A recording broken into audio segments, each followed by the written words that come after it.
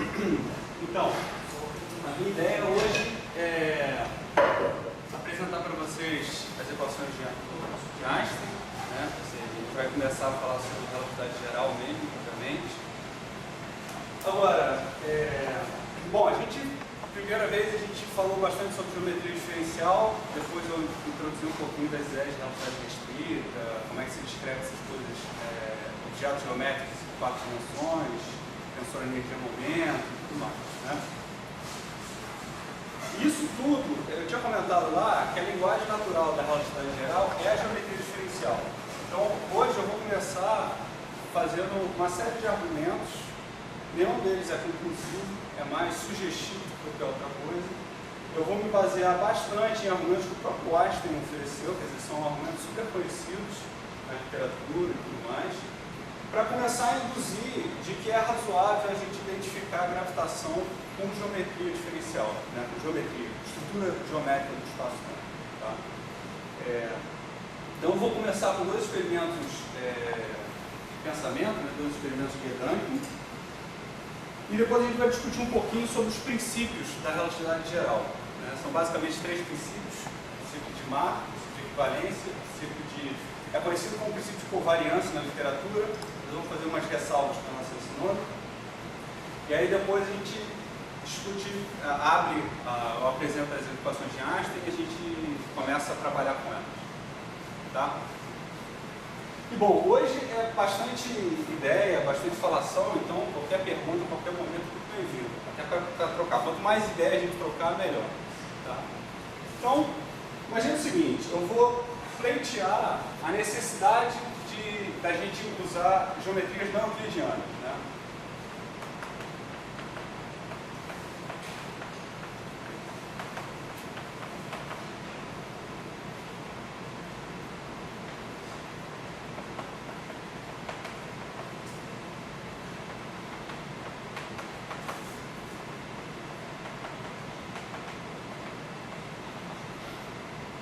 Bom, ou seja, eu vou argumentar que a gente vai ser forçado a largar o espaço plano. Basicamente essa é a ideia. Isso está associado a duas coisas. Primeiro, a nova estrutura causal oferecida pela relatividade restrita vai impor que a gente reveja essa noção de espaço plano. Né? Isso fica claro quando a gente olha para movimentos acelerados, né? Ou seja, quando a gente olha, vamos pegar movimentos circulares, por exemplo. Aí um parênteses, como eu já tinha falado da última vez, o fato de eu usar movimentos acelerados na relatividade restrita não invalida nenhum dos meus argumentos. Da mesma forma como a gente pode falar de movimentos acelerados na gravitação ou na mecânica newtoniana, sem problema algum. Vai aparecer forças fictícias, é verdade, mas a gente pode fazer um tratamento sem problema algum. Né? Forças Coriolis são muito bem definidas na mecânica newtoniana. Tá? Então imagina o seguinte, imagina que eu tenha um movimento circular, né? Onde que aqui tenha um raio R. Né? Então eu vou ter um observador aqui parado, fora, né? E eu vou ter também um camarada que está se movendo aqui com uma velocidade tangencial v. Tá? E ele está se movendo num círculo aqui, está girando. Evidentemente isso aqui é um movimento acelerado. Né? Agora veja o seguinte, então eu tenho um carinha aqui. Né? Agora veja o seguinte, esse cara aqui vai dizer que o comprimento dessa circunferência é 2πr, certo? Onde R é o raio grande. Porque isso aqui é geometria euclidiana, o cara está no espaço plano, ele vai simplesmente dizer que é 2πr. Agora, o que esse observador aqui vai falar? Ele está em movimento, certo? Ele tem uma velocidade. Se a gente considera que a velocidade restrita está correta, a gente sabe que observadores com velocidade sofrem contração de Lorentz. Né? Então, para esse cara aqui,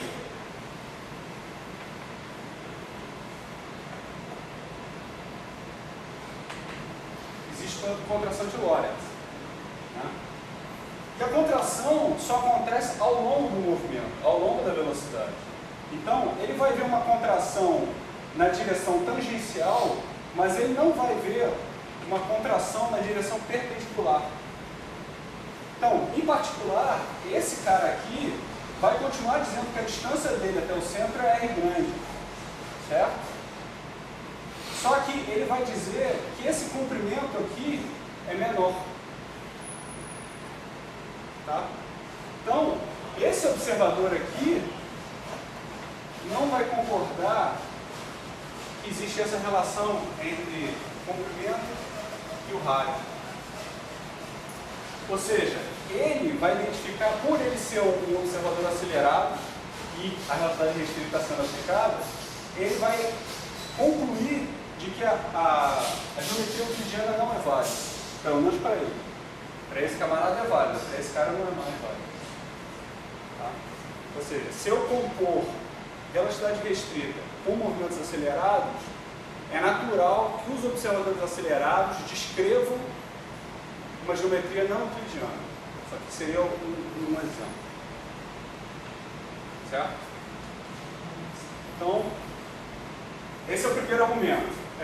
Relatividade restrita com observadores acelerados, você eventualmente vai sair da geometria euclidiana.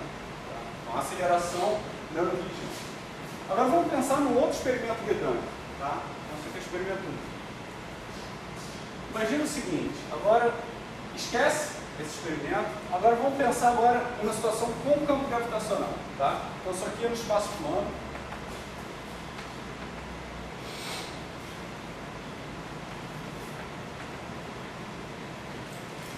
Com movimento acelerado e velocidade restrita valendo, claro. Né? É um PVD menor do 2πr ou maior? Vai ser maior, desculpa. Vai ser maior. Porque... acho que vai ser maior. Não, vai ser menor. Né? Vai ser contração, acho que vai ser menor. Bom, só fazer a conta, pegar as transformações e abrir. Mas não importa, maior ou menor o argumento continua sendo.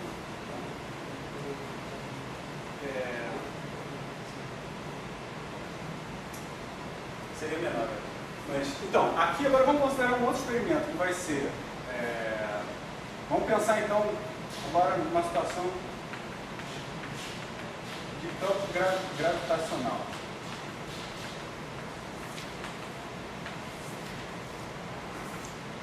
Então, é um experimento de pensamento, né? Então, imagina o seguinte, imagina que você tem uma torre, né? Vou botar uma altura H aqui, qualquer, né? E no alto da torre, você tem um aparelho aqui e um outro aparelho aqui, cópia desse cara, tá?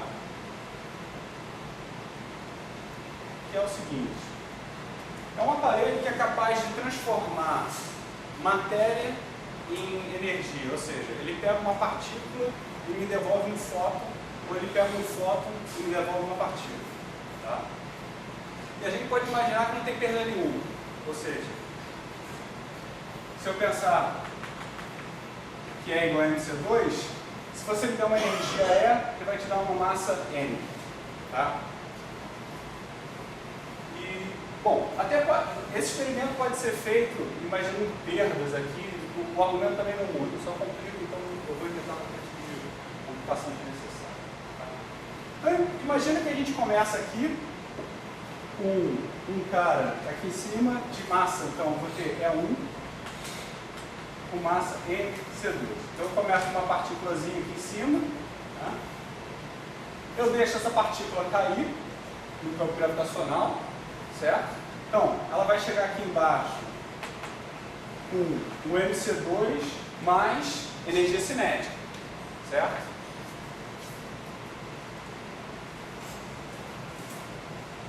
Na verdade, isso aqui é aproximado, né? O que aconteceria é que ele ganha velocidade e aparecer um fator gama aqui. Só como isso aqui eu vou segurar só até a primeira ordem. Se vocês expandirem aquele fator gama, aparece um termo cinético aqui, mais um meio de MV2. Tá? Agora, como isso aqui é queda livre, a gente sabe que V2 é 2G vezes essa altura H. Tá? Então isso aqui no fundo é MC2 mais MGH. Tá? Então a partícula chega aqui embaixo com energia um pouco maior, porque não é uma energia cinética. Tá? Aí, beleza, ela cai, bate aqui, e esse cara vai me devolver agora um fóton. Vou botar um fóton. Né? A energia do fóton é H. Eu vou trocar então esse H aqui, vou botar o H maiúsculo, para não confundir com o meu Mi. Então, isso aqui é constante de Planck. Né? Então, a energia desse cara aqui vai ser HI, então ele transforma a partícula num fóton e eu deixo esse fóton subir até aqui em cima. Né? Quando esse fóton chegar aqui em cima, então ele vai subir aqui. Quando ele chegar aqui em cima, ele vai bater no detetor e vai ser transformado numa outra partícula com uma energia, eu vou botar E1', né? Que vai ter massa M'(C2). Né? Agora, quanto é esse M'? Quando o fóton chegou aqui, ele tinha uma energia H', certo? Que foi transformada em M'. Certo? Só isso. Tinha uma partícula, caiu, ganhou energia cinética, transformou em fóton, subiu. Certo? Então, aqui embaixo tinha uma frequência Mi, aqui sempre tem uma frequência Mi'. Eu não sei quem é. Só transformada em M'. Né? Aí a pergunta é, compare M' com M. Tem três possibilidades. M' pode ser maior que M, M' pode ser igual a M, ou M' pode ser menor que M. Se eu tivesse M' maior do que M, eu teria ganho energia nesse processo. Certo? Isso aqui seria uma máquina perpétua. A cada vez que eu rodo a máquina, eu tiro energia e não perco nada. Quer dizer, tem energia líquida. Então seria uma maneira de você produzir energia do nada. Certo?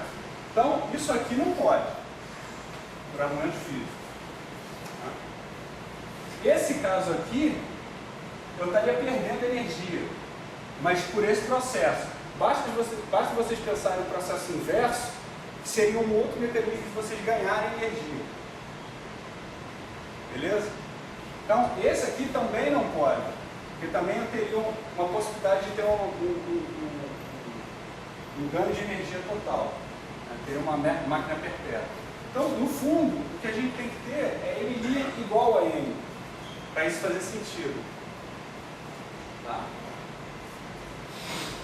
Agora vamos fazer a razão entre essas duas frequências. Né? Se eu pegar, bom, R1 sobre 2, né? É só H' sobre H'. Né? Constante de Planck corta. Bom, isso aqui vai dar MC2 sobre isso aqui, que é MC2 mais MGH', né? Eu posso cortar o M em todo mundo, isso aqui vai ser aproximadamente 1 menos GH sobre C2. Certo? Mais ordem de coisas V sobre C a quarto, que eu já ignorei quando eu botei aqui. Né? Isso aqui era mais.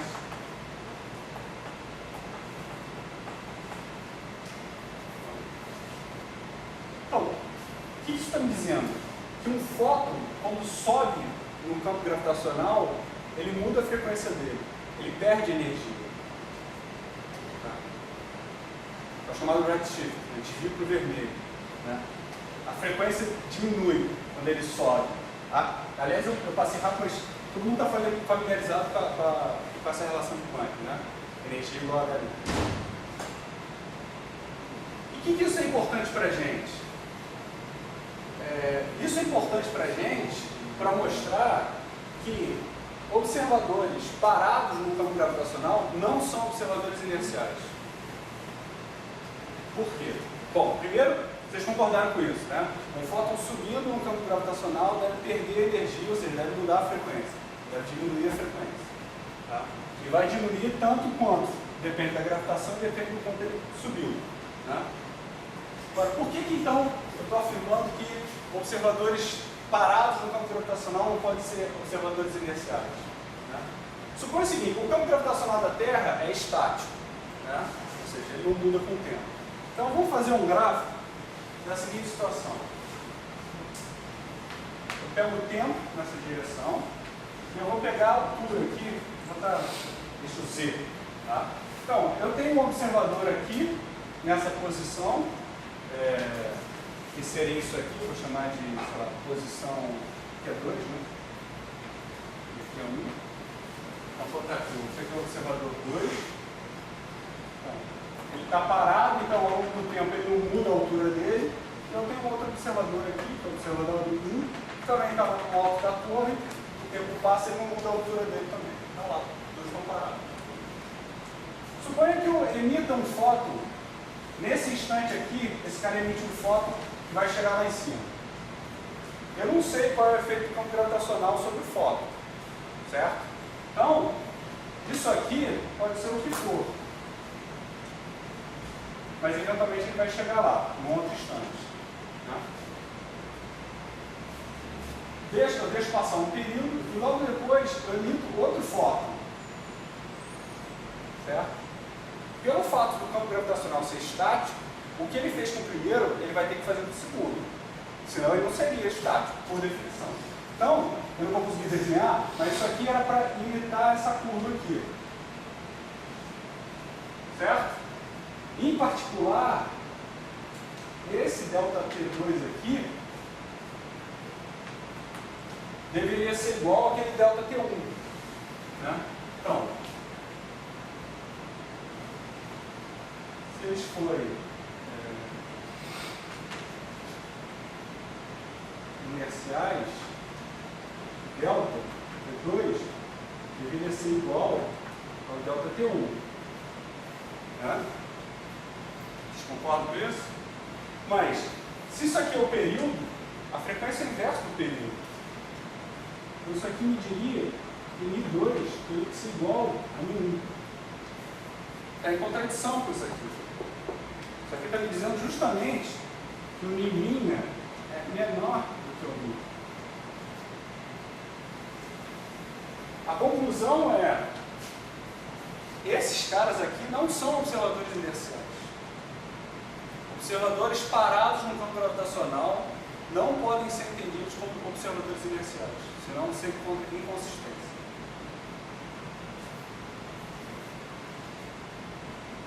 Agora, o curioso é que faz um outro experimento, faz o seguinte agora. Quando esse cara emite o fóton, no instante que esse cara emite o fóton, deixa esse cara pular da torre e cair em queda livre. Deixa eu fazer uma observação aqui. Se vocês pegarem o observador 1 em queda livre, ele vai estar aumentando a velocidade a cada instante, certo? Agora, calcula a correção relativística, porque ele está em queda livre, e mede qual é a frequência do fóton que esse cara vai detectar quando ele receber o fóton vindo de baixo.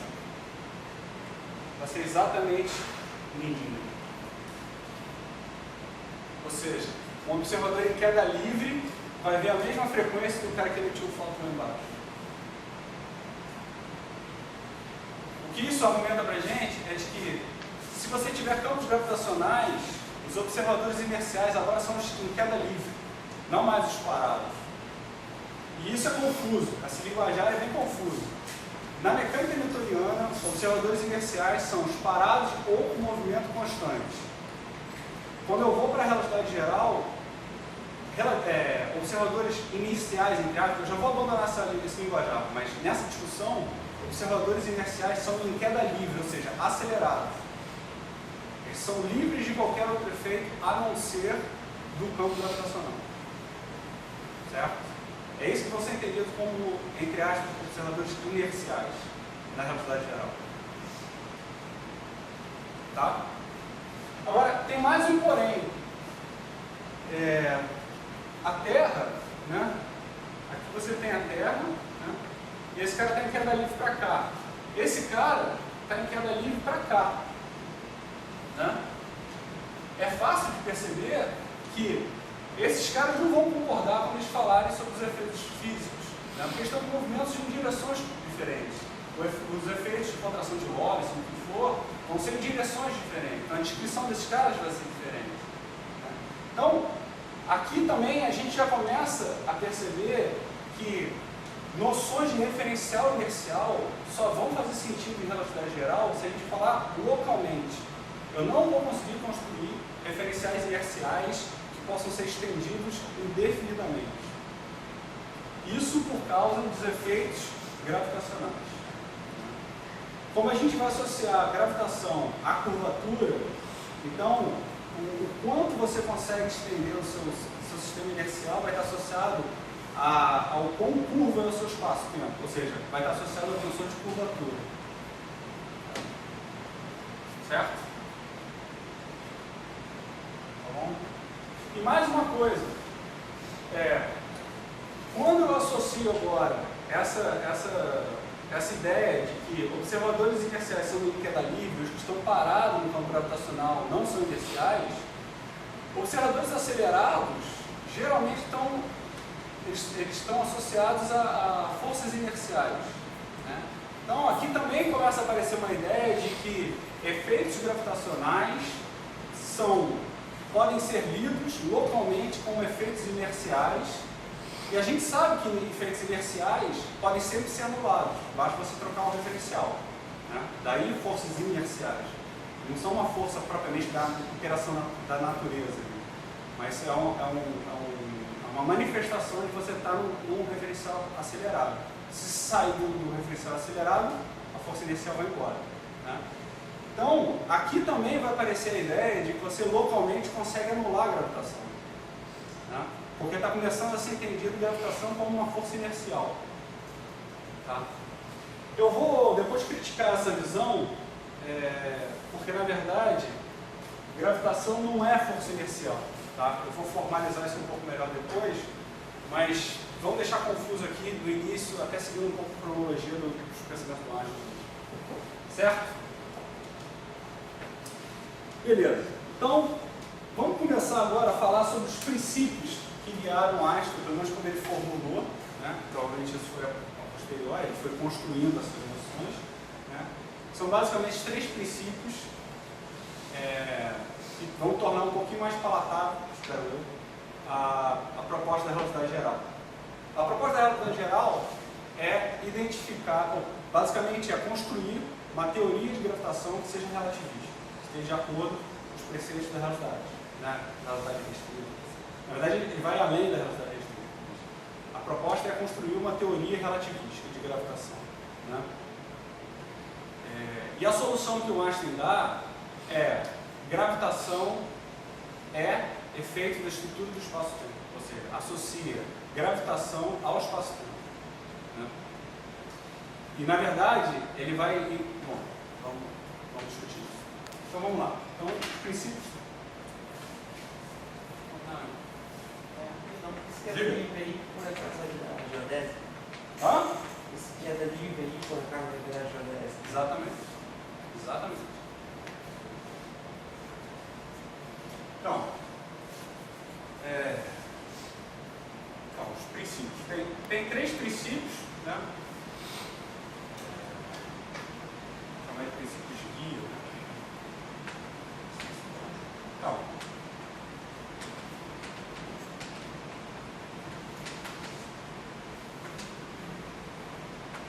tem o princípio de equivalência,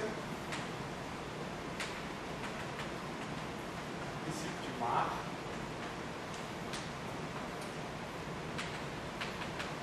o princípio de... Bom, eu vou chamar de não invariância, tá? Depois eu me explico. Só para... na literatura é conhecido como princípio de covariância. Bom, princípio de equivalência, né?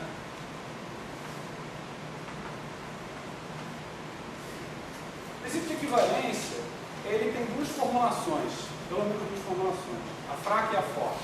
Né? A formulação fraca é muito imediata, de um certo ponto de vista, que é identificar que a massa gravitacional é igual à massa inercial. Tá?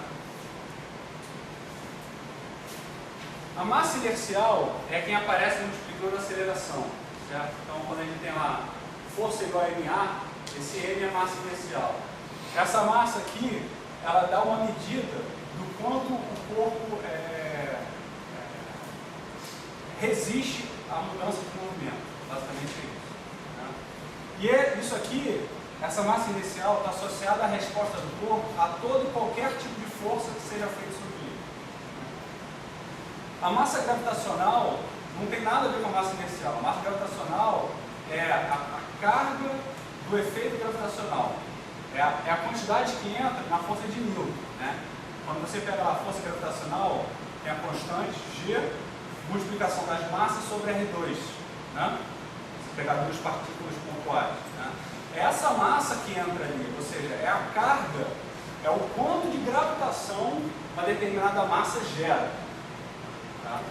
Isso aqui é tão bizarro quanto dizer que toda matéria teria relação carga-massa inercial igual.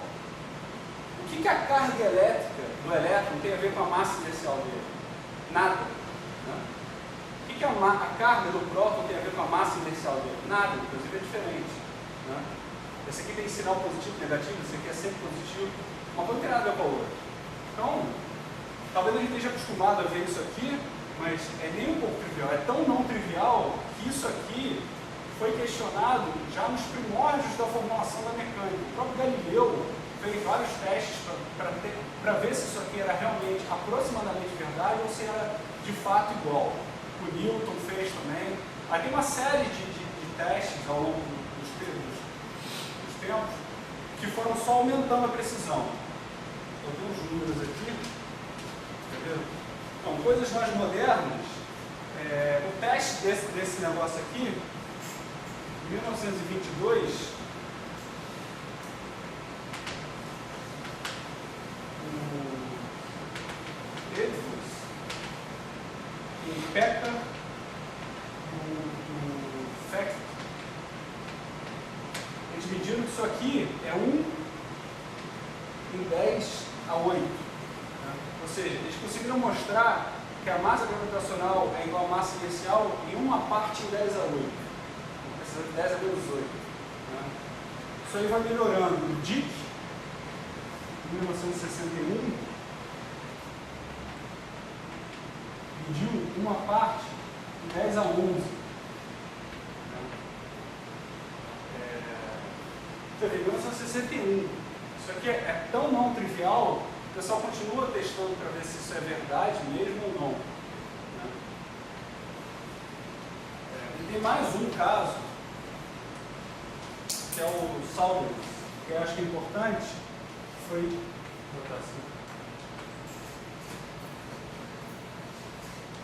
foi em 1910,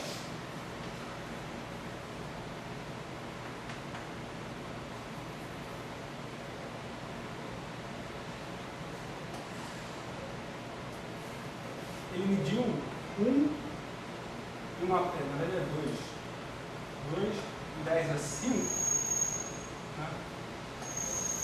Que é bem menos do que esses aqui, né? Mas ele é importante porque ele fez um teste com radioatividade. Tá? Então ele mediu que esse princípio de equivalência massa gravitacional igual a massa inercial vale, inclusive quando você tem processos radioativos. O processo radioativo está associado à força fraca, força forte, né? E basicamente força fraca, mas tem força forte também lá dentro.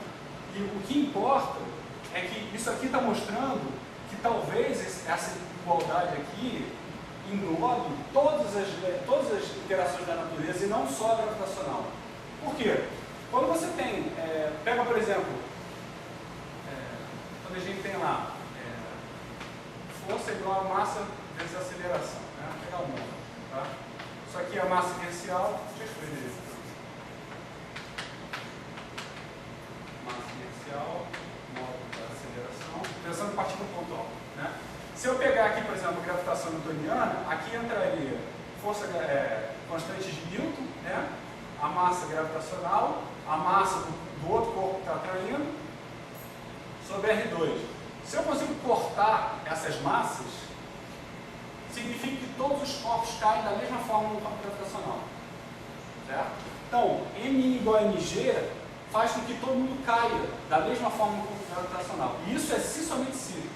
Se essas massas não forem iguais, as coisas não vão cair da mesma forma no campo gravitacional. Fixo, né? Mantendo uma massa fixa. Tá?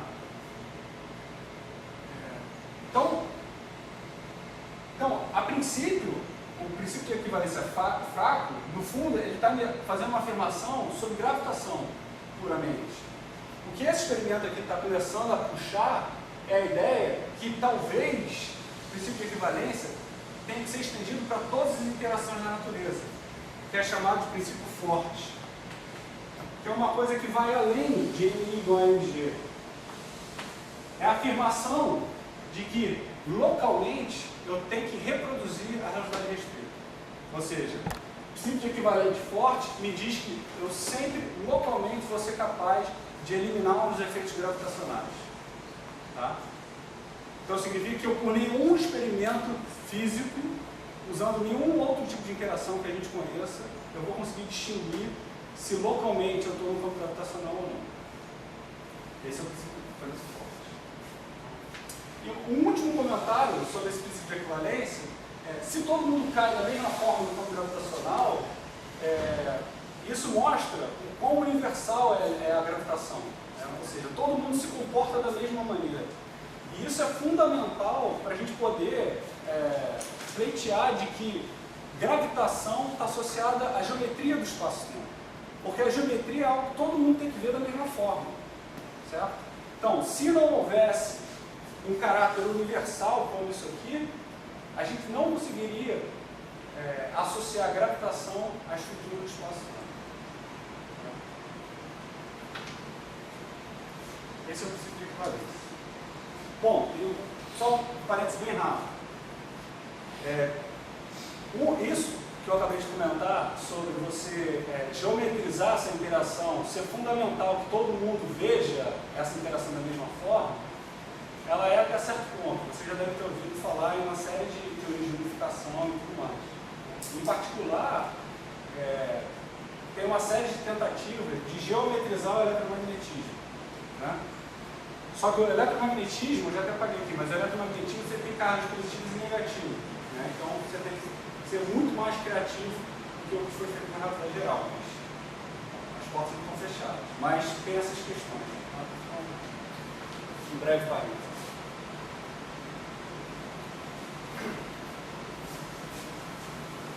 Bom,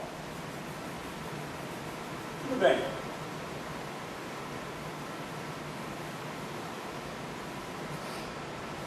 Agora, o princípio de Mach. O que é o princípio de Mach?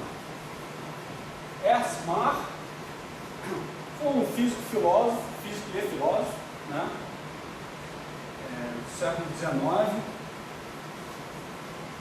que fez contribuições relevantes sobre o entendimento da mecânica. Na verdade, ele fez críticas bem contundentes sobre a mecânica newtoniana, basicamente. Na verdade, é complicado falar de mecânica newtoniana, porque no século XIX você já tinha toda formulação analítica, já teve Lagrange, teve uma galera que contribuiu, você está em outro patamar já. Mas ele fez uma série de críticas fundamentais sobre a visão que a gente tinha do mundo, através da mecânica, e foram muito importantes pelas próprias palavras do Einstein. O Einstein disse que as leituras dos textos do Mach foram fundamentais para ele desenvolver a relatividade geral. Né? Foram fundamentais por quê?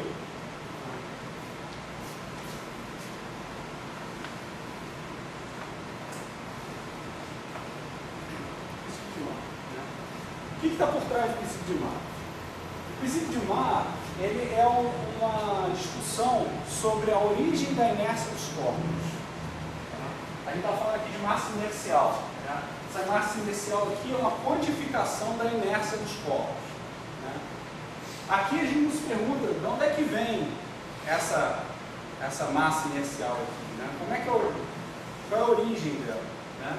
A discussão do mar, ele vai se opor a Newton, é justamente sobre a origem da massa, a origem da inércia dos corpos. Né? E isso está diretamente associado à visão de uma discussão relacional e absolutista, né? Sobre se a mecânica deveria ser absolutista ou relacional. O que significa absolutista?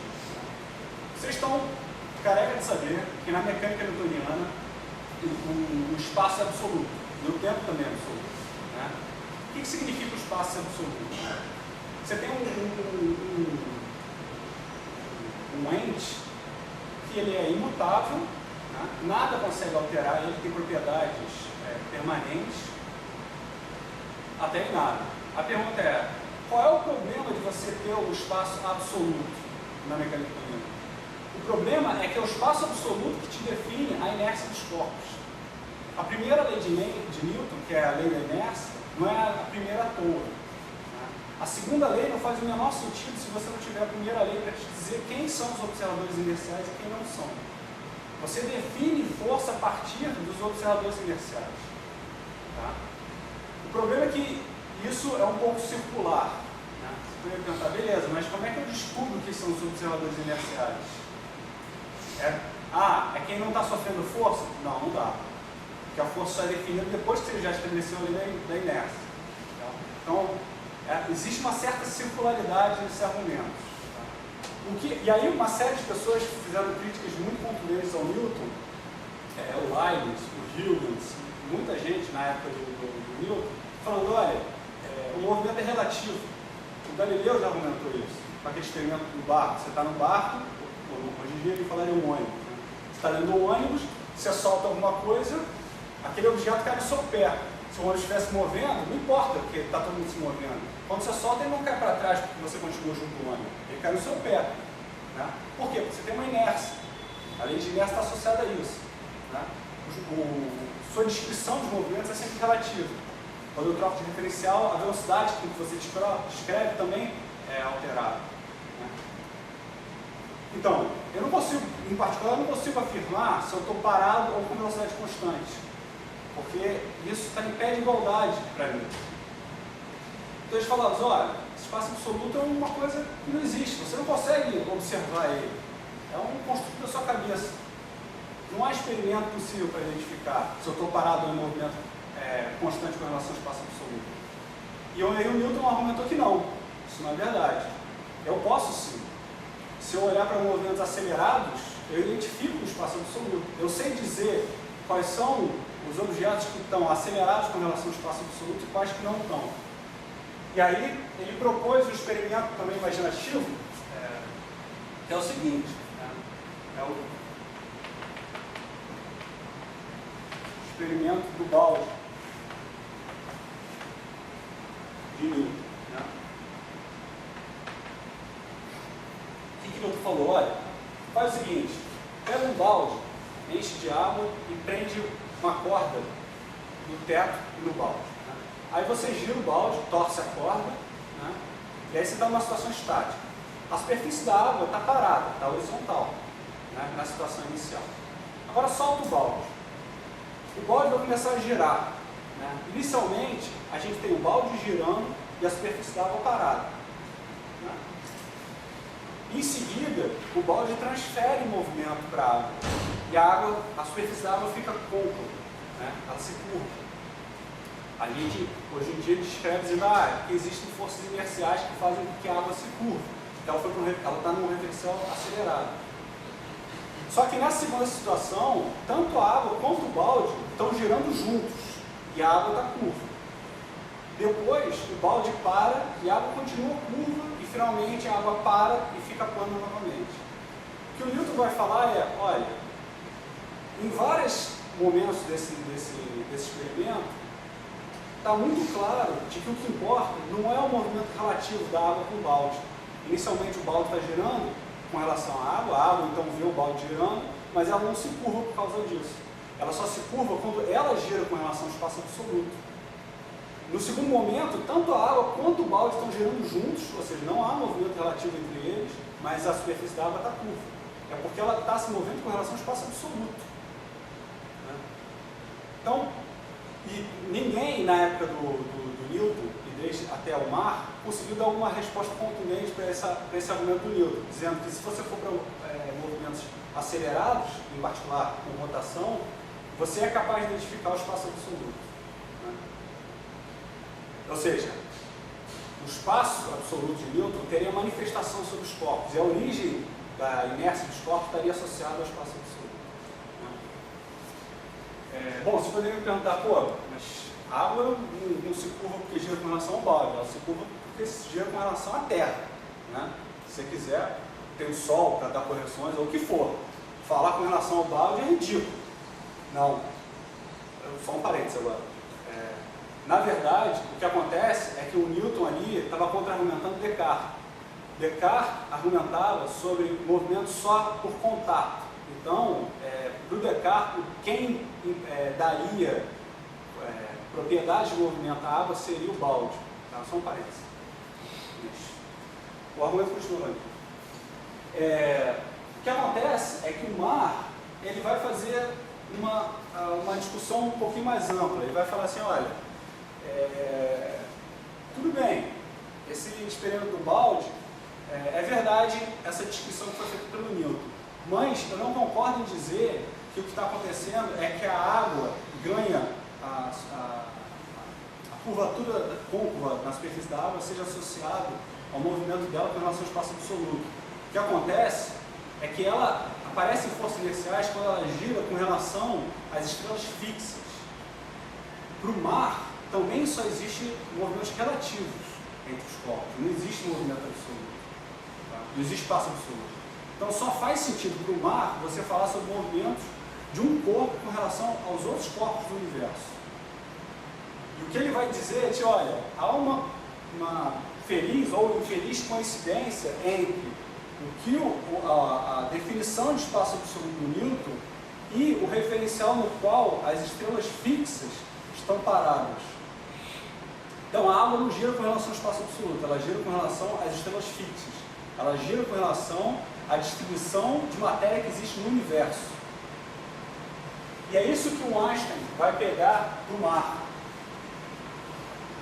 O princípio de mar para o Einstein vai ser entender que o movimento de fato é relativo e que a inércia dos corpos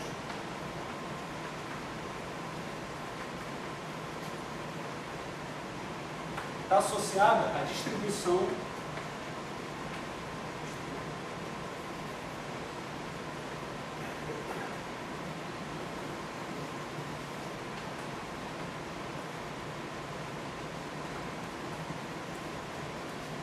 tanto o movimento tem que ser relativo, o Einstein concorda com essa ideia do mar, ou seja, ele vai propor uma teoria relativista, né? Relacional, melhor dizendo, embora a relatividade geral não seja relacional. E a outra ideia fundamental aqui é que a inércia dos corpos está associada à distribuição de matéria no universo. Isso, eu estou simplificando a discussão para a gente poder avançar. E o último princípio, é o princípio de não invariância.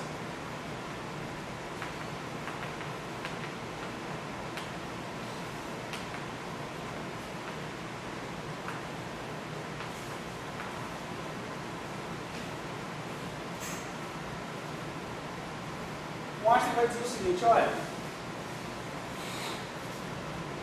não há motivo nenhum para eu selecionar uma classe privilegiada de observadores. Os observadores inerciais, eles não devem ser elevados a um patamar maior do que um observador. Os inerciais não devem ser elevados, não devem ser tratados de maneira preferencial a observadores acelerados. Todo mundo deve estar em pé de igualdade. Tá? E o que ele vai dizer é que as leis da física devem ser escritas de uma forma covariante, ou seja, eu faço uma transformação arbitrária de coordenadas e as leis da física não devem ver essa transformação. O que tem a ver a transformação de coordenadas com observadores? Né? É aquele argumento que eu dei. No fundo, o que ele está pensando é cada observador ser o seu sistema de referência. Né? E quando eu passo de um para o outro, eu faço uma transformação de coordenadas para ir de um observador para o outro. Né? Então, quando ele está dizendo que observadores acelerados são tão bons quanto qualquer outro observador para descrever a natureza, ele está dizendo, olha, qualquer sistema de referência é tão bom quanto o outro. Então, as minhas leis devem ser covariantes por transformações de coordenadas. Covariante significa, eu só vou escrever as minhas leis usando tensores, porque as leis de transformação são bem organizadas. Então, se eu faço uma transformação de coordenadas, todo mundo se transforma adequadamente e eu tenho a mesma forma no sistema de coordenadas antigo e no novo, certo? É por isso que tinha aquelas leis de transformação covariante, contravariante e tudo mais. Né? Aquilo me define adequadamente como é que eu faço uma transformação de coordenadas. Só que, em 1917, o Kretschmann, eu acho que é assim que se fala, ele contra-argumenta, dizendo, olha, isso aí não tem física nenhuma aí. Você pode pegar qualquer lei física e escrever de maneira covariante. Qualquer teoria. Então, se você tem um princípio que não consegue selecionar leis físicas, nem teorias físicas, ele não tem nenhum significado físico. Então, o Kretschmann argumentou com Einstein de que esse princípio de covariância, não de não invariância, mas o princípio de covariância não tem significado físico algum. Ele é irrelevante para a física. O Einstein, na discussão com o Kretschmann, ele até concordou. Ele falou, você tem toda a razão, mas eu vou manter assim mesmo. Porque para mim é importante.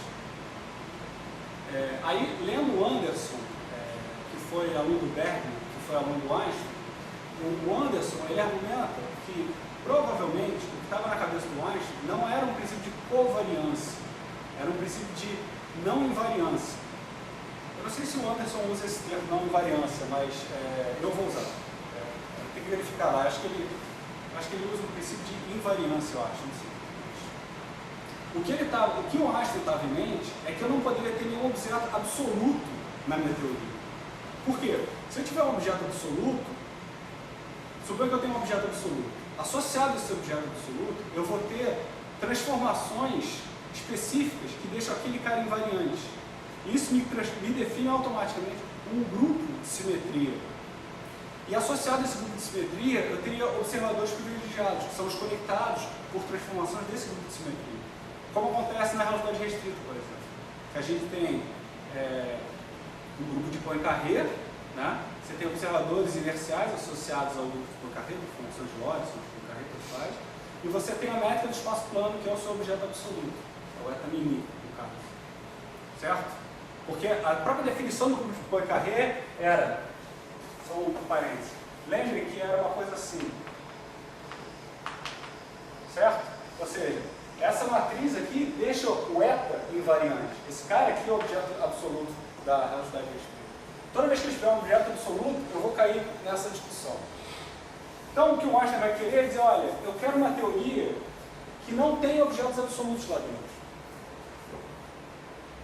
A consequência imediata é que se eu associar a gravitação à geometria do espaço-tempo, eu automaticamente vou ter que entender a métrica do espaço-tempo como um objeto dinâmico. Ele não pode ser um objeto não dinâmico, porque senão ele seria um absoluto.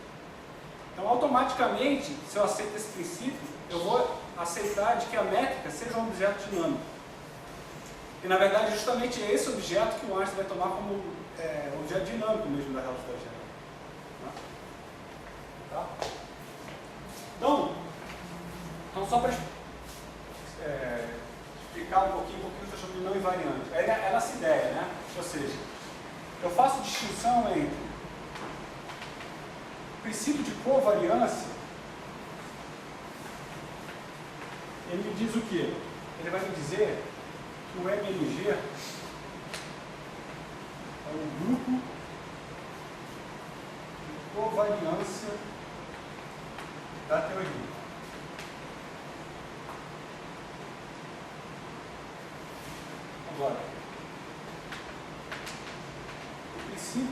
não invariância, se alguém tiver um nome melhor, eu agradeço. Nunca consegui um nome melhor que isso. Vai me dizer que o MMG, Manifold Mapping Group, que é aquele mapa da variedade dela mesma, ou seja, a teoria eu posso fazer de geomorfismo, né? É um grupo de simetria da minha teoria.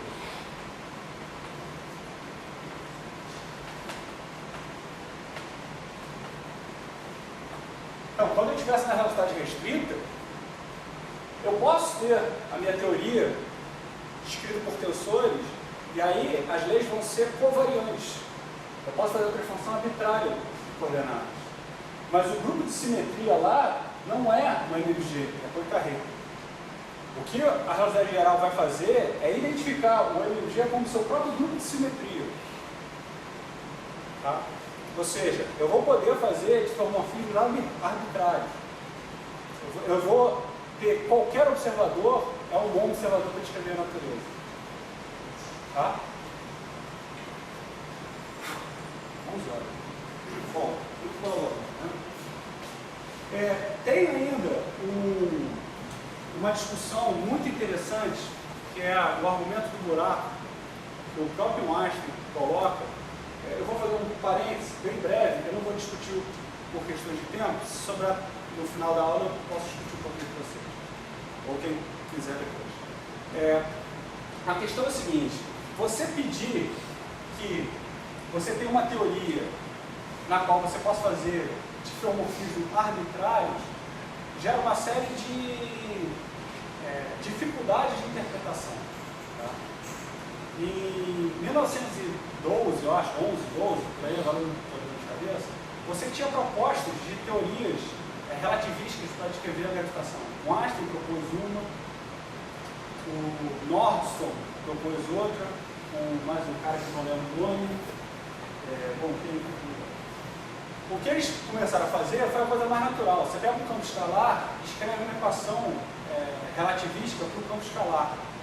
E você pega o campo escalar porque você olha para a gravitação newtoniana e quem aparece lá como potencial gravitacional é um campo fio. Então você fala, cara, eu vou generalizar a equação de Poisson para uma equação relativista.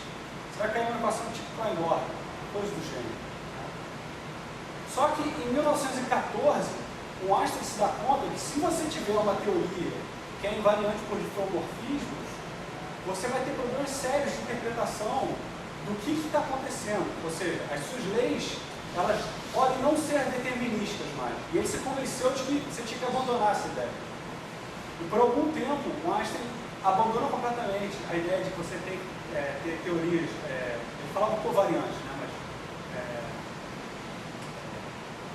não satisfazer esse princípio de não invariância. Né? Mas finalmente depois ele entende qual é o significado físico de você ter uma teoria que é invariante pelo MMG, que é uma coisa bem sutil que está associada a esse argumento do buraco, e está associado ao que é um observável na velocidade geral. E aí ele retoma, volta a essa ideia e eventualmente chega na teoria de 1915. Então, só um parênteses, se a gente tiver tempo depois eu posso discutir, que é muito, muito interessante. Tá?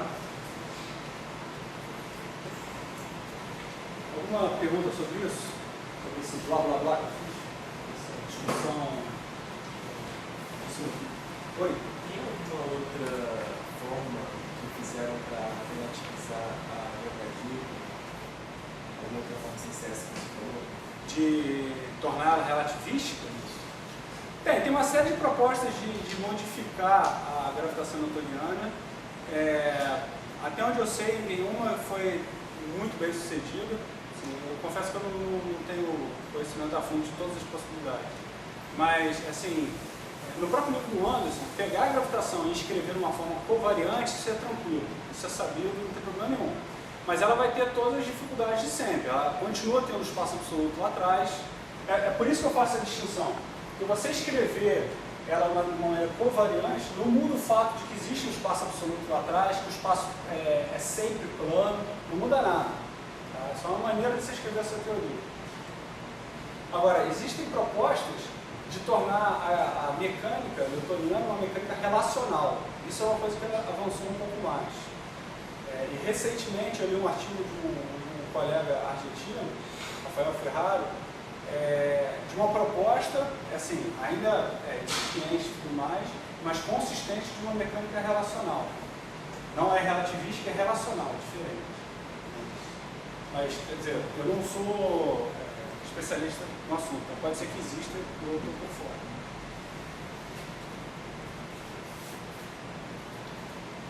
Bom, então vamos lá. Então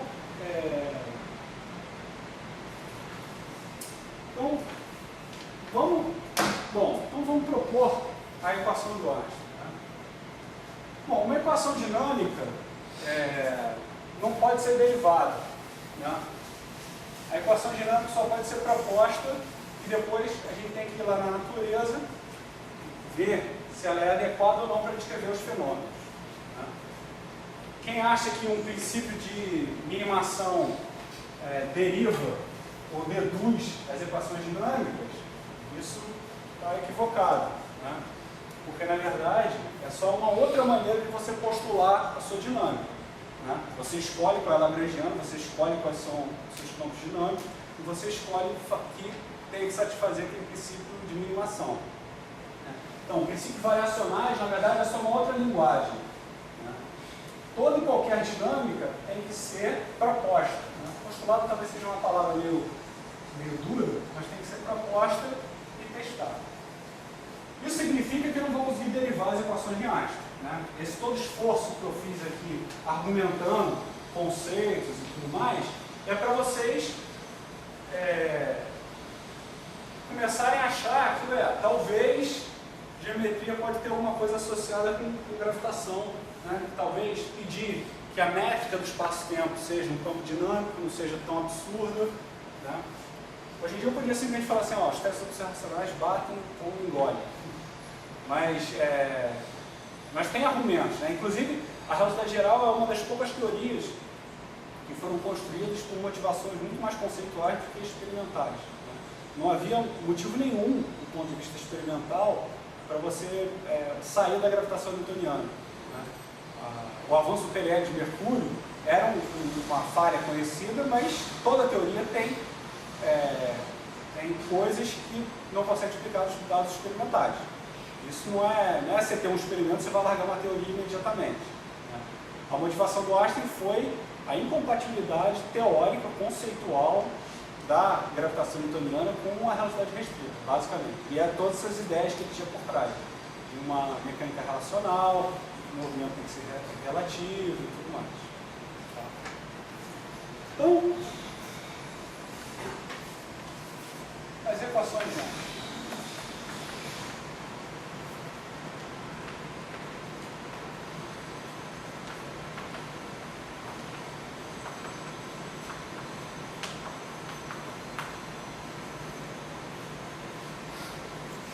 Então, suponha que eu queira, de fato, tomar a métrica como o meu campo dinâmico.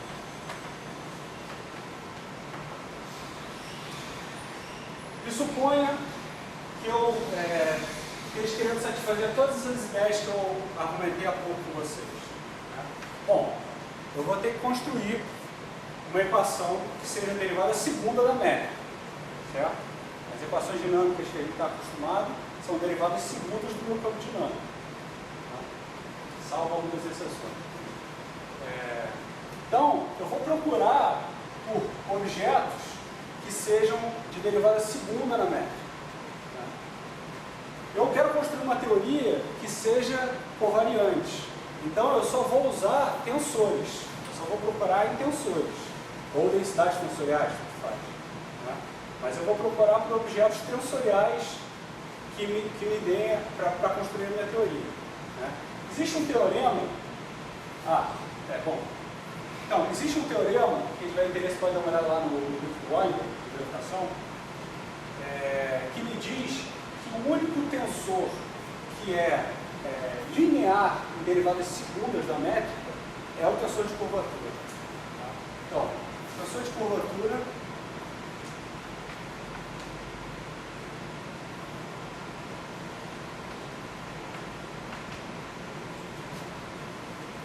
o único cara que é linear em derivadas segundas geométricas. Na verdade, tem derivadas segundas geométricas, isso é fácil de ver, né? Por quê? Ele tem derivada da conexão e a conexão já tem derivada da métrica. Né? Então eu vou ter derivada segunda da métrica, certo? Agora, na verdade, tem coisas multiplicando, né? Eu vou ter métrica inversa multiplicando, tudo mais, não importa. Mas ele é linear na derivada segunda da métrica. Tá? Então, a gente pode pensar em, ó, vou tentar construir a minha equação com esse camarada aqui. Tá?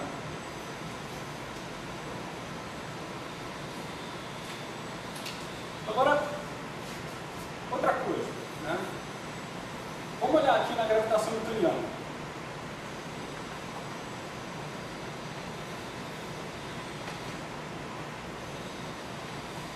Na gravitação newtoniana, a gente tem uma partícula pontual, a gente tem essa equação. Né? No fundo é a força, né? Potencial gravitacional newtoniana e equação de Poisson, que é simplesmente isso aqui.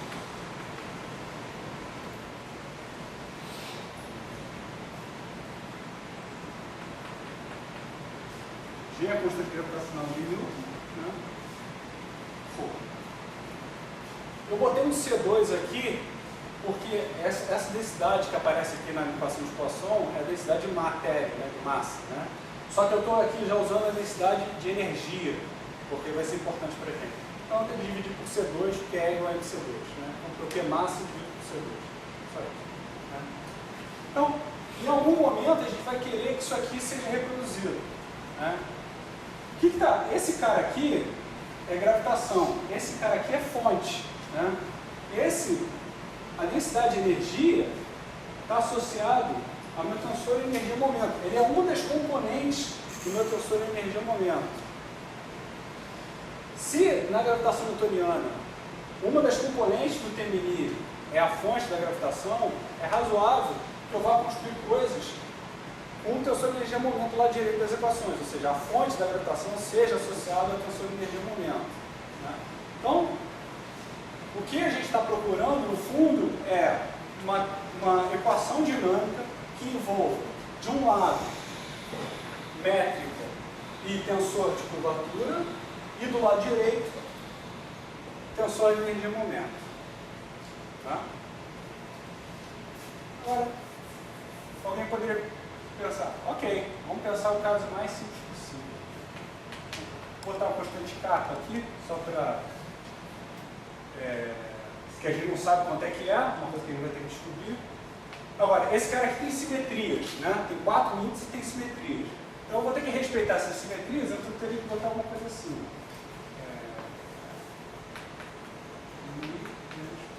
Alfa.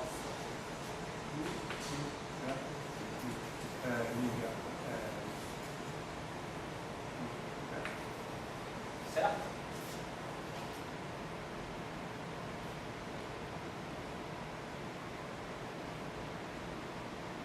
Ele é antissimétrico pela troca desse par, antissimétrico pela troca desse par, e simétrico pela troca desses dois. Você tem que botar essa combinação particular. Né? Por que isso não pode ser uma equação dinâmica para a gravitação?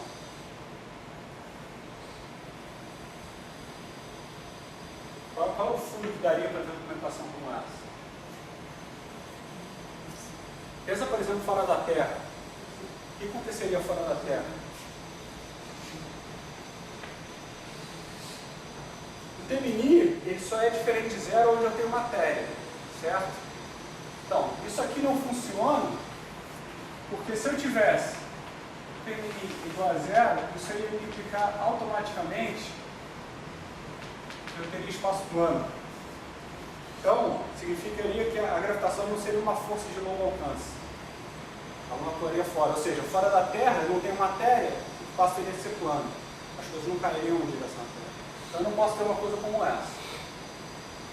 Ok, eu poderia pensar uma outra coisa. Tudo bem, então o problema é que eu tenho todos os índices livres aí. Né? Então, eu poderia pensar numa coisa assim. Ó. Eu vou tomar então um R eu vou tomar o traço do RL aqui. Então eu teria uma coisa assim. O que eu boto aqui? Seria o traço do TMI, né? Eu não posso ter índice livre nenhum, certo? Isso aqui também não funciona. Por quê? Campos eletromagnéticos têm traço nulo, né? Se eu tenho uma equação como essa, isso me diria que campos eletromagnéticos, traço é nulo, R é zero, então significa que campos eletromagnéticos não gravitariam. Coisa do gênero. Tá? Então essa aqui também não funciona. Agora, o que a gente pode pensar, então, é trabalhar com uma equação com essa cara aqui. Eu vou deixar genérico. Então, eu tenho A mais, né? O próprio R já tem derivadas segundas da métrica, né? Se eu tomar, então eu vou trabalhar com o tensor de Hit e com o escalar de Hit, né? Mas se eu tomar, por exemplo, R ao quadrado, isso aqui vai ser não linear com derivadas segundas. A gente não quer procurar coisas desse tipo. A gente quer que seja linear em derivadas segundas. Então eu vou procurar uma equação que seja linear nesses caras aqui. Então, o mais geral que eu posso encontrar é uma coisa assim, né? A é uma constante. Aqui eu tenho que botar índice, então eu vou botar métrica, esses dois índices. Mais a própria, mais uma outra constante. Igual uma constante de proporcionalidade, que eu não sei o que é. Eu só tenho dois índices, TMI. Essa equação, ela é simétrica, está tudo ok, esse cara é simétrico também, né? E eu afirmar que o R é zero não significa que o R mini é zero, né? Muito menos que esse cara aqui é zero. Eu posso ter R mini zero e esse cara é diferente de zero. Tá? Então, isso aqui, no fundo, é uma boa proposta, né? E onde A, lambda e kappa são constantes. Esse cara aqui, a gente vai descobrir pedindo que a gente tenha a gravitação newtoniana como limite. Esse cara aqui é a constante cosmológica. Eu já vou comentar sobre ele. E quem é esse cara aqui? O que eu devo botar como A? Associado ao TMI tem uma lei de conservação. Né? A gente tem a lei de conservação.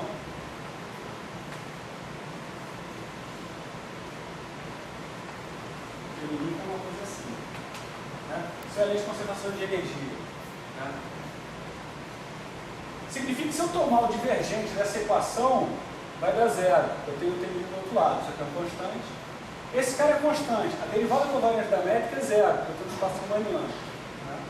Aqui também sai. Então, o que eu tenho é o seguinte, olha, se eu tomar o divergente dessa equação, eu vou ter uma coisa assim. Eu vou subir os índices só para ficar mais confortável. Tá?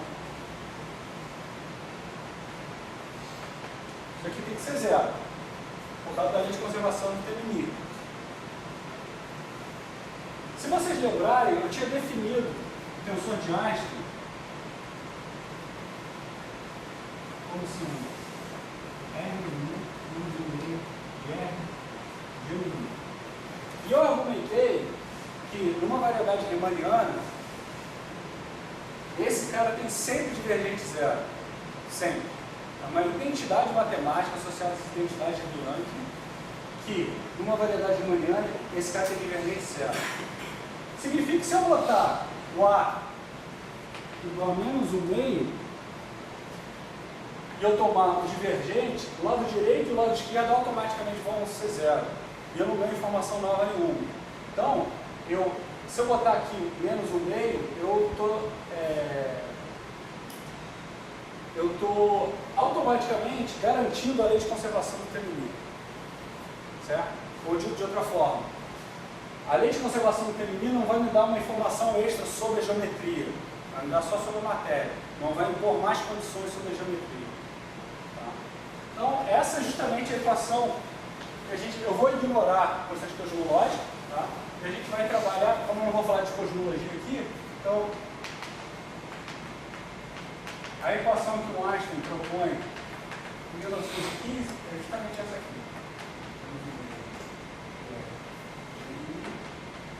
Kappa. Tá?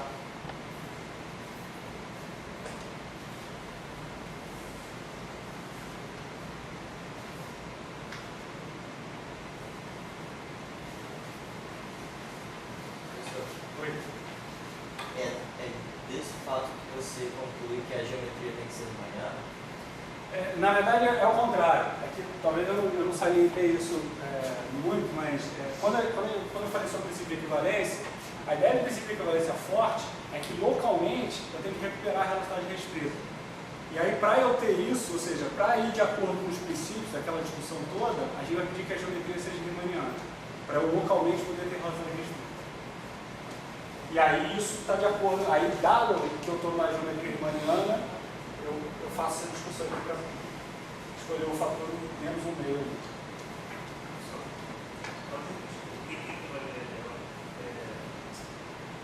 Tem que ser desse jeito. O A? A equação do seu. Essa aqui? A ideia é o seguinte, eu estou querendo construir uma equação que seja derivada de segundos na métrica. Então eu vou olhar para tensões de curvatura. Tá? E se eu tomar quadrados desse cara, eu vou ter coisas não lineares na derivada de segundo da métrica. E eu quero evitar isso. Porque esse cara tem derivada de segundo. Se eu pegar um cara assim, ó, por exemplo, alfa, R, alfa, I, ele só tem dois índices livres. Ok, mas ele é quadrático nas derivadas segundas, porque esse tem derivada de segundo e esse também. Então eu quero evitar que seja quadrático nas derivadas segundas. Tá? Isso lá na matemática está associado a essa equação aqui ser chamada de quase linear. Significa que ela é linear nos termos de maior derivada, que aqui no caso é segundo. É claro que tem coisas multiplicando, mas essas coisas que multiplicam, ou seja, ela é altamente não linear. Mas esses termos que multiplicam são de derivadas menores. Ela é linear no termo de derivada segundo, chamada de quase linear. Então a ideia é não pegar objetos quadráticos. E eu não posso pegar o próprio R, porque eu poderia cair nesse problema aqui. Então eu vou pegar traços. Eu vou pegar traços do R do tensor de curvatura. Então existem dois traços, o tensor de Hit e o escalar de Hit. Então eu vou tentar compor uma equação com tensor de Hit e escalar de Hit. E a métrica, claro, né? Do lado esquerdo. Então, como esse cara não tem índice, eu tenho que botar uma métrica aqui. Eu posso ainda ter uma constante vezes a métrica, e do lado direito eu vou ter o TMI, que é a fonte da gravitação.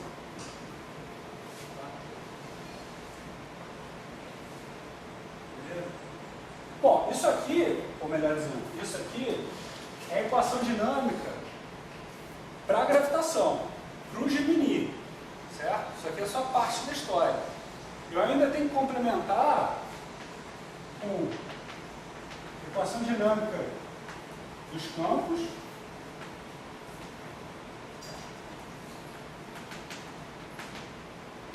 e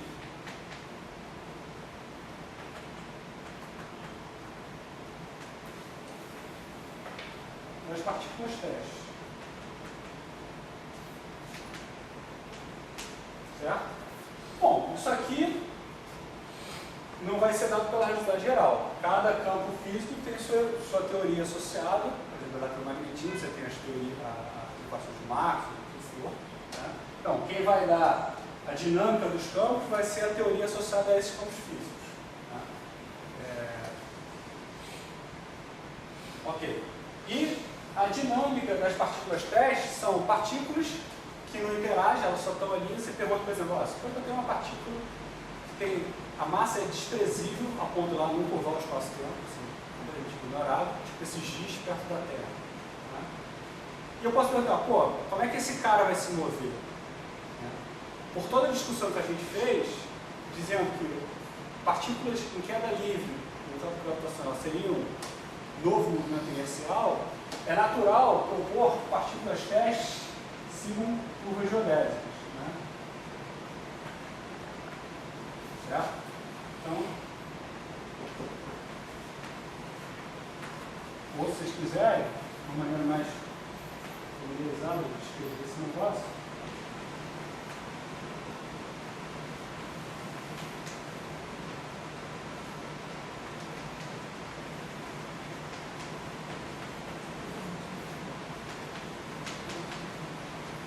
certo? Então, se eu analisar a dinâmica das partículas testes, a princípio eu poderia reconstruir a estrutura fim. Como eu estou numa geometria riemanniana, a estrutura afim é dada por derivados da métrica e pela própria métrica. Então, a princípio, eu deveria conseguir reconstruir a estrutura geométrica da minha variedade estudando curvas geodésicas. Certo?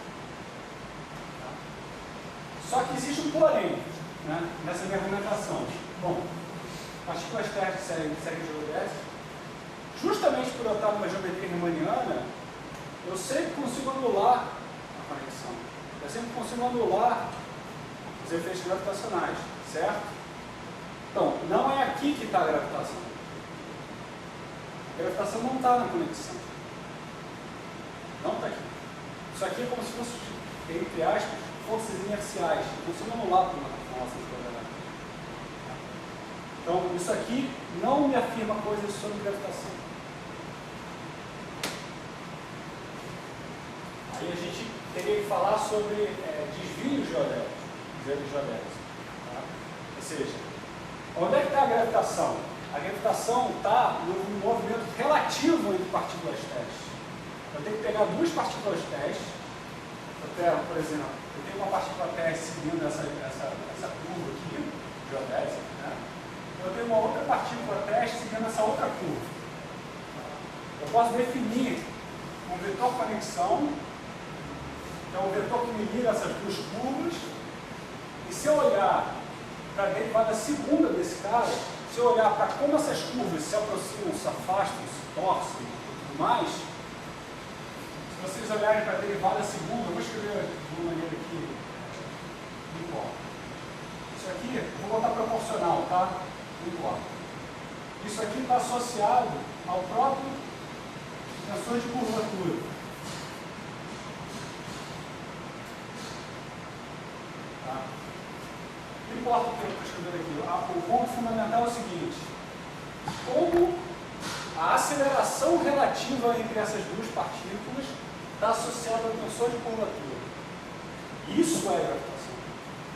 É assim que a gente estuda a gravitação, a estrutura do espaço-tempo, através do desvio geodésico. A gente chama de desvio geodésico.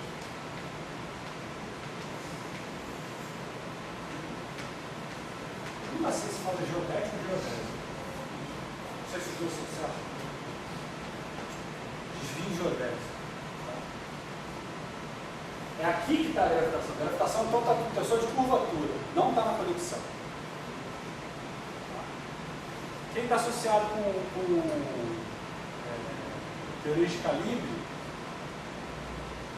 vocês notem que tem uma diferença aqui fundamental, né? Em teoria de calibre, você tem um campo, no tensor de curvatura, no campo eletromagnético, você tem um campo ali, no F-mini é o seu objeto físico, que tem as informações do eletromagnetismo. Né? Aqui é o tensor de curvatura, que é a derivada segunda da métrica, não é a derivada primeira. A derivada primeira da métrica é a conexão. Esses são os pontos em que a gravitação se distingue em teoria de calibre. Certo? Um último comentário sobre essa equação é o seguinte. Vocês já ouviram falar várias vezes sobre energia escura, né? Ou constante cosmológica e tudo mais. Esse camarada aqui é a constante cosmológica que está associada ao modelo padrão da cosmologia, que a princípio é o melhor candidato para descrever o que a gente chama de energia escura, que está associada à aceleração atual do universo. A aceleração atual do universo pode ser descrita se eu botar esse lambda ali dentro. E o fato de eu botar essa constante aqui não interfere em nada no meu argumento de tomar o divergente ser zero. Tá? Porque como eu tomo o divergente aqui, esse cara vai embora. Tá? O próprio Einstein argumenta isso numa nota de rodapé. Só que eu colocar o lambda ou tirar o lambda é fundamental. Tá? Em particular, sem o lambda, nessa teoria aqui, o estado fundamental do espaço-tempo, ou seja, se eu sumo com matéria em todo o espaço-tempo, o estado fundamental desse cara é o espaço plano, é o eta-mini. Né? Se eu coloco o lambda, se eu sumir com o T-mini do mundo, do universo, não tem T-mini em lugar nenhum do universo, o estado fundamental não é mais o espaço plano, fala desse lambda aqui, é o espaço de Sitter.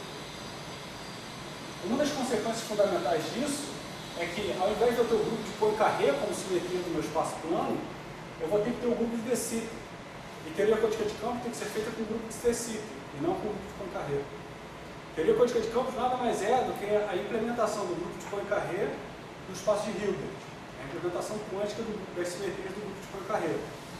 A classificação das partículas elementares está associada a propriedades do grupo de Poincaré, o operador de Casimir, os altos valores do operador de Casimir e tudo mais, massa, spin e tudo mais. Se eu saio do grupo de Poincaré e vou para o grupo de De Sitter, automaticamente eu tenho que mudar a minha teoria quântica de campo para ser consistente. Se eu disser que isso aqui é uma coisa fundamental, ou seja, o universo é De Sitter, muda tudo. Tem coisas fundamentais associadas a isso. E vocês também já ouviram falar no problema do valor da constante cosmológica, né? A observacional é muitas ordens de grandeza menor do que o pessoal calcula em teoria quântica de campos, como correções do vácuo, né? Se você pegar a teoria quântica de campos, o vácuo quântico é uma energia que você poderia associar a uma constante cosmológica, só que o valor numérico desse vácuo quântico é 10 elevado a 120 ordens de grandeza maior do que a constante cosmológica observada.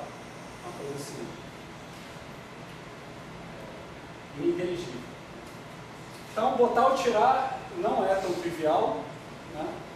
Mas, como a gente vai falar de cosmologia aqui, eu vou ignorar o lambda. Tá?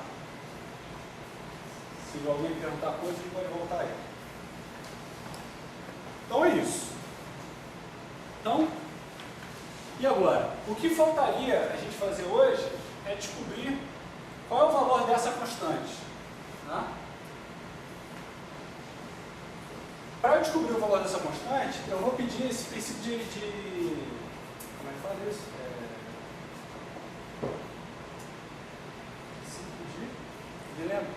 Eu vou pedir que em um determinado limite a gravitação newtoniana seja válida. Tá?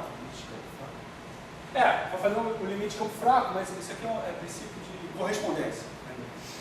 Eu vou usar o chamado princípio de correspondência, que eu tenho uma teoria que funciona muito bem em determinado regime, né?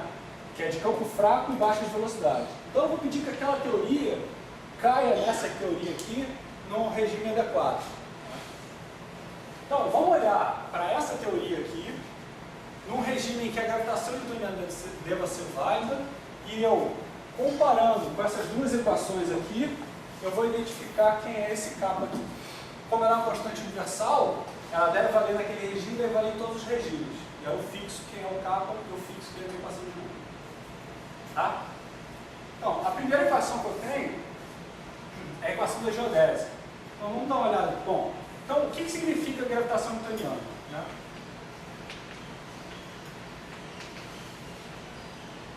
É campo fraco,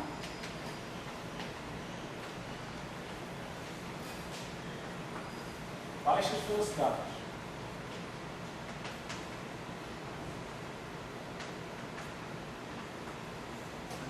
Campo fraco significa que a minha métrica é quase espaço plano. Espaço plano é o estado fundamental. Né? Então significa que eu tenho uma métrica que é muito próximo do espaço plano, ou seja, eu tenho esse parâmetro aqui, que é muito menor que 1, H' é um campo qualquer, que eu não sei quem é. Né? Então, a minha métrica é uma coisa desse tipo. Tá? E eu vou segurar tudo mais ordem de Epsilon 2. Né? Volta de Epsilon. Falei uma expansão.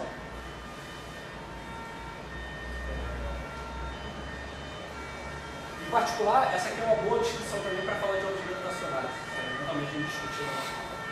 Baixas velocidades significa que V sobre C também é muito menor que 1. Então eu vou guardar coisas só de ordens maiores e tudo que for,